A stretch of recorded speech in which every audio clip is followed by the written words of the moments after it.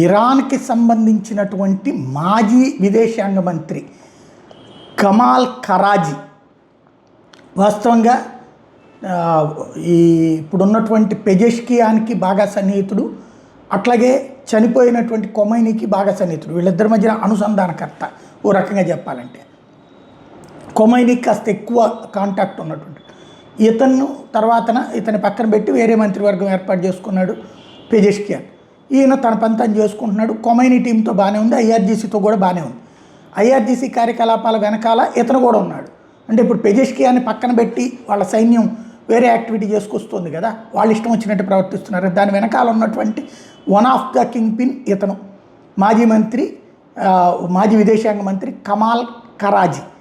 ఇతను తాజాగా తీవ్ర గాయాల పాలయ్యాడు. ఇతను ఉన్న ఇంట్లో వాళ్ళ పిల్లల్ని వీళ్ళందరూ కూడా కుటుంబాన్ని కలవడానికి వచ్చినప్పుడే అటాక్ చేస్తున్నాడు. కుటుంబంతో సహా ప్రాణాలు కోల్పోతున్నారు లేదా గాయపడుతున్నారు. ఈ విషయాన్ని తాజాగా ఏదైతే మొన్న మధ్యన జేడీ వాన్స్తో మీటింగ్ జరిగినప్పుడు కూడా ఇతనే ఉన్నాడు. పాకిస్తాన్తో మీటింగ్ జరిపినప్పుడు కూడా ఇతనే ఉన్నాడు. ఇరాన్ తరపున చర్చలు జరిపినాడు. అట్లాంటి వాడు ఇప్పుడు తీవ్రంగా గాయపడ్డాడు తాజాగా జరిగిన ఎయిర్ స్ట్రైక్స్లో.